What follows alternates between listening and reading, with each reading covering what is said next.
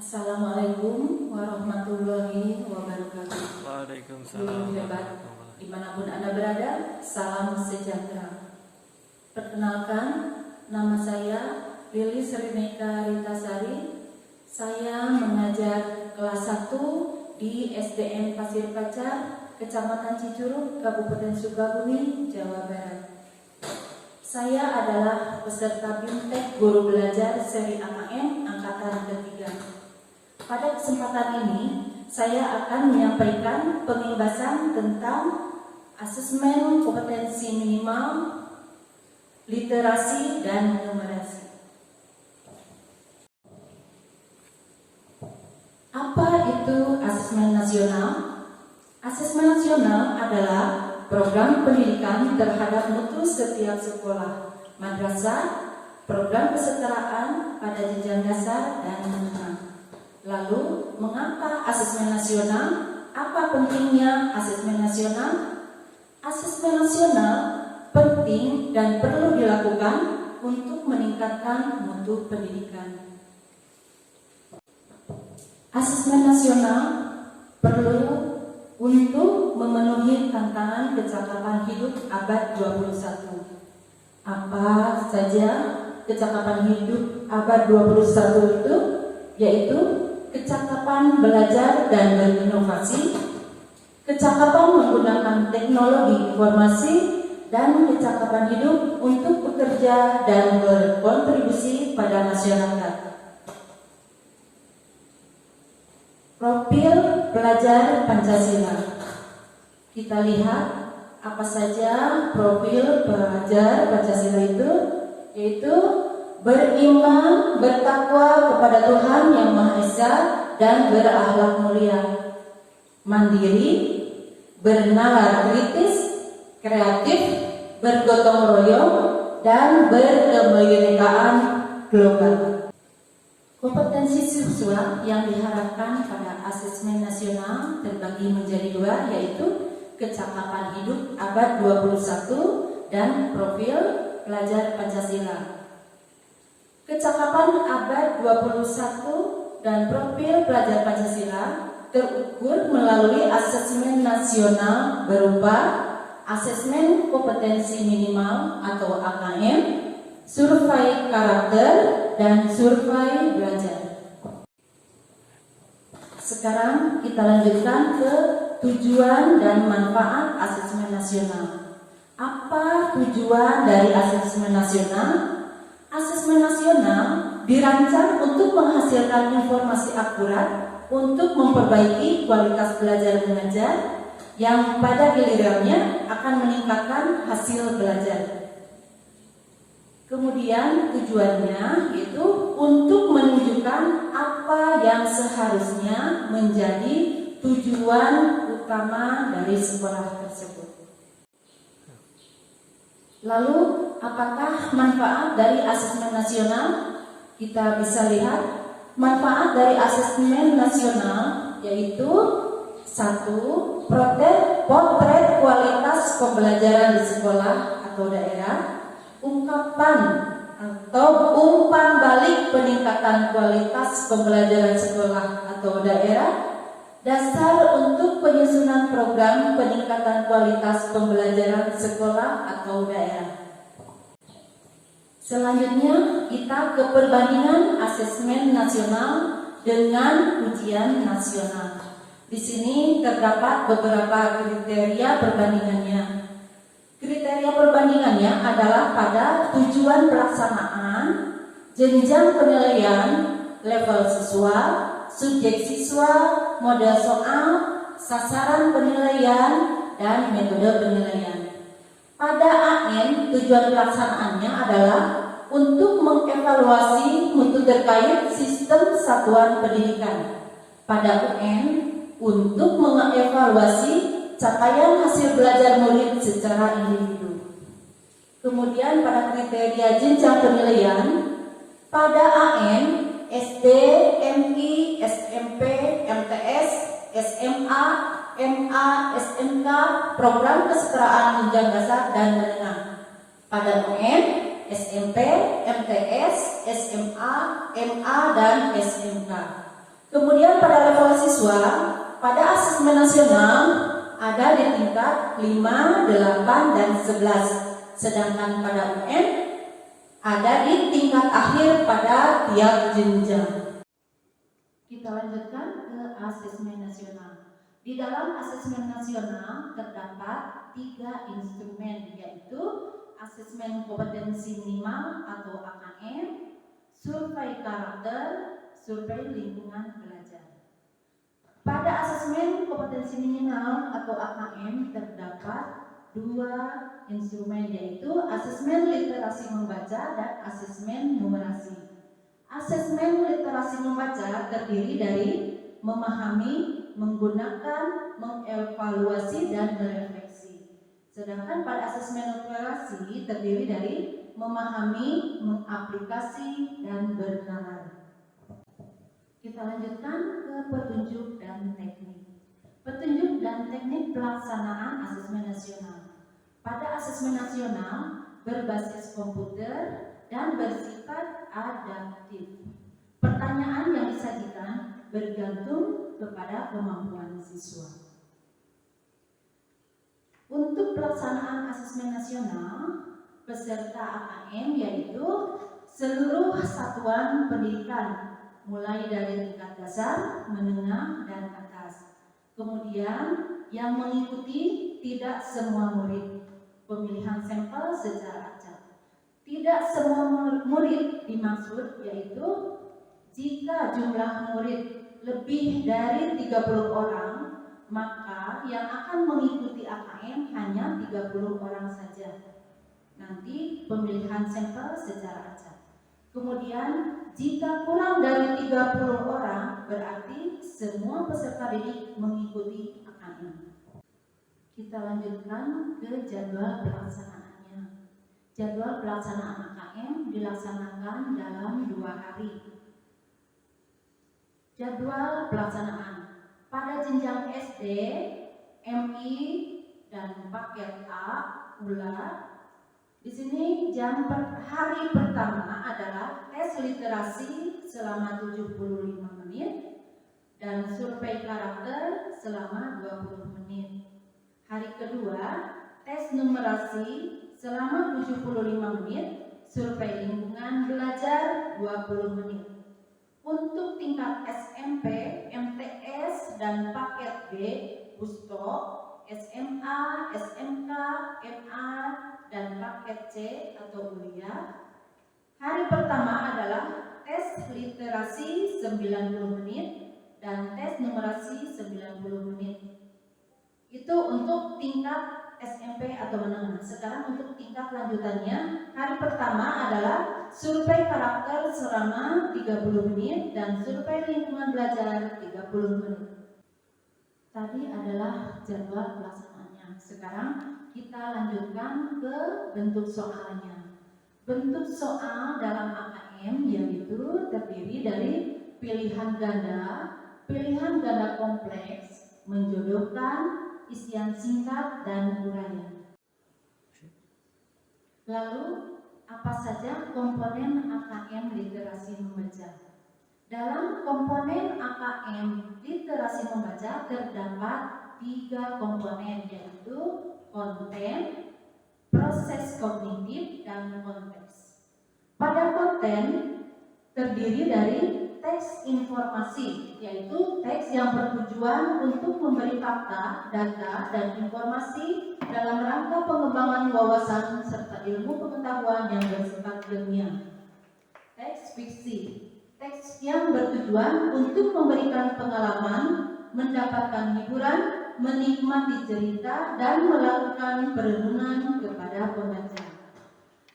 Pada komponen proses kognitif terdiri dari menemukan informasi, interpretasi dan integrasi, evaluasi dan refleksi. Untuk menemukan informasi yaitu mencari, mengakses serta menemukan informasi tersurat dari wacana. Dalam interpretasi dan integrasi yaitu memahami informasi tersurat maupun tersirat, memadukan interpretasi antar bagian teks untuk menghasilkan interpretasi inferensi. Evaluasi dan refleksi itu menilai kredibilitas sesuai maupun keterpercayaan teks serta mampu mengaitkan isi teks dengan hal lain di luar teks. Pada komponen konteks terdiri dari personal, sosial budaya, dan saintifik. Pada personal yaitu berkaitan dengan kepentingan diri secara pribadi.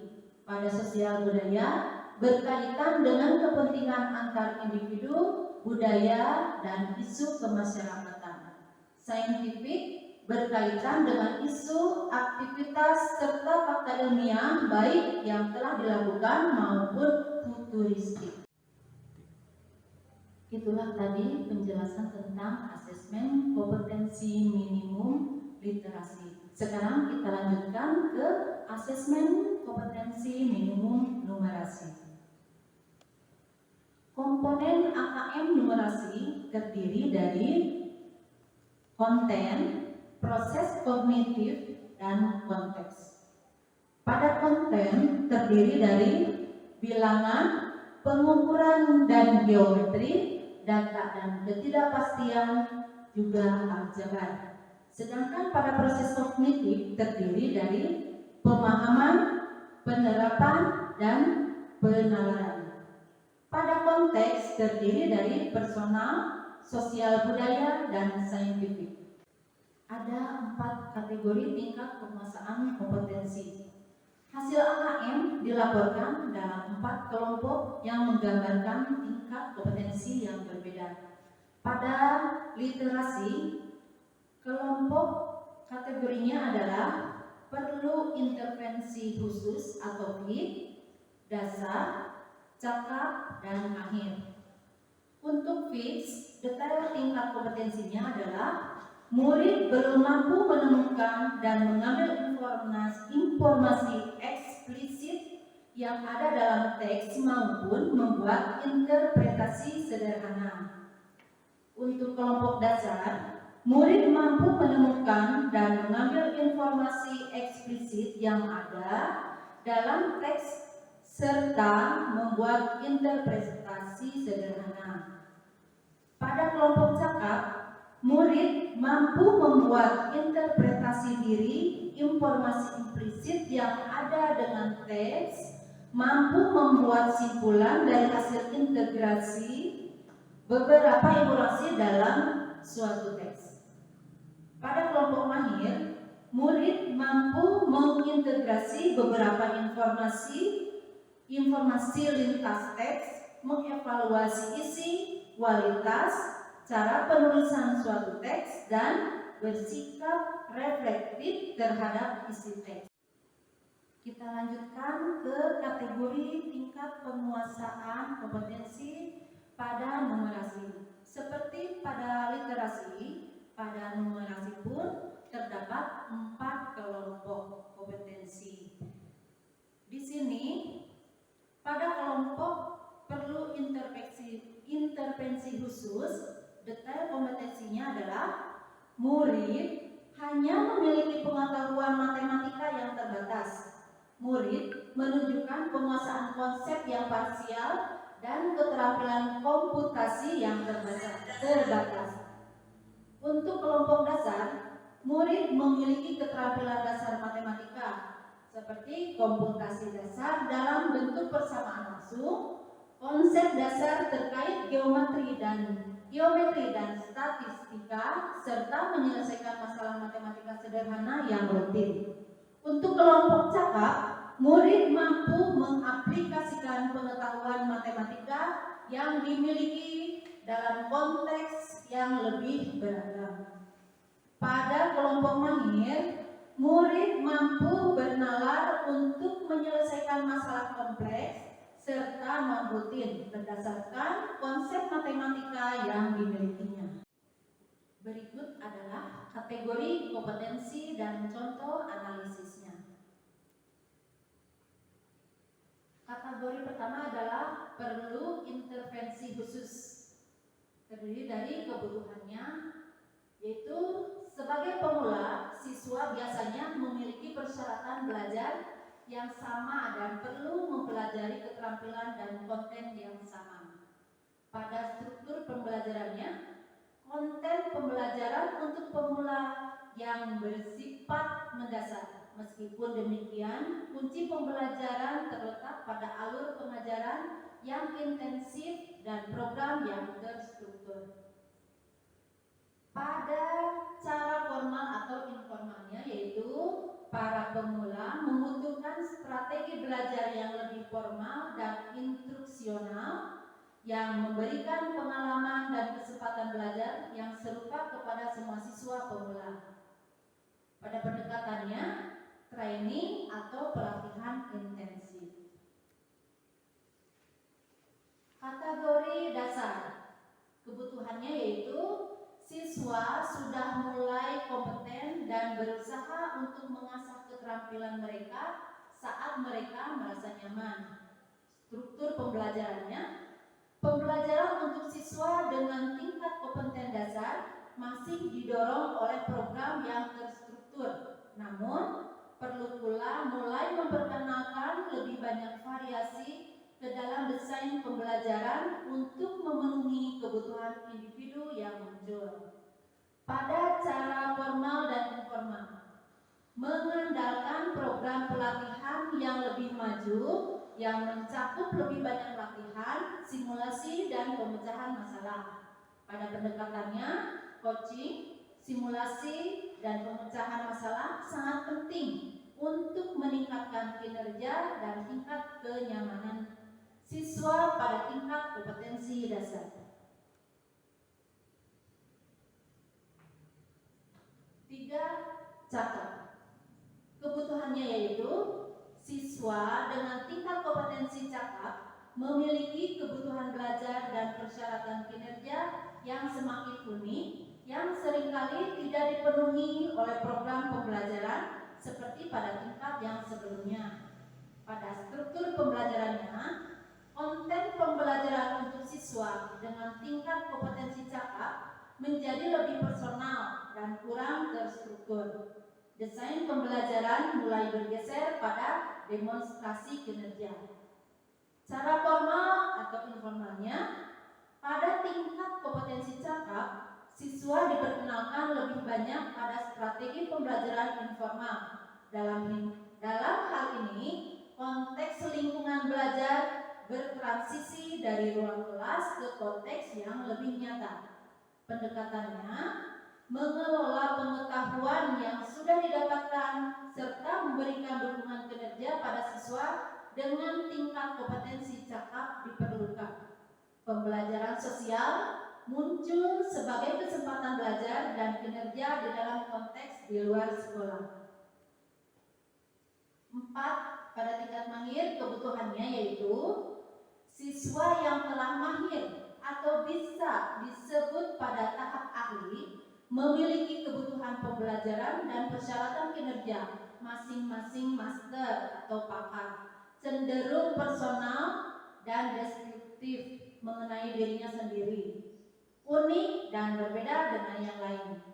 Pada struktur pembelajarannya, strategi dan lingkungan pembelajaran yang disesuaikan tersedia untuk setiap siswa mahir, termasuk peluang untuk melakukan lebih banyak penelitian secara mandiri dan kolaboratif. Pada cara formal atau informal, yaitu bagi siswa dengan tingkat kompetensi mahir, pembelajaran merupakan aktivitas berbasis teman sebaya, kolaboratif, dan sosial. Mereka belajar dari satu sama lain. Pada pendekatannya, pembelajaran yang bersifat kolaboratif adalah kunci bagi siswa mahir, termasuk pembelajaran yang melibatkan kemampuan untuk belajar melalui inovasi dan proses penemuan. Menjadi guru, mentor, atau pelatih bagi orang lain adalah strategi pembelajaran penting lainnya. Demikianlah yang dapat saya sampaikan mengenai asesmen kompetensi literasi dan numerasi. Semoga bermanfaat dan menambah wawasan dan pengetahuan kita semua. Mohon maaf apabila ada tutur kata yang kurang berkenan. Wassalamualaikum Wassalamualaikum warahmatullahi wabarakatuh.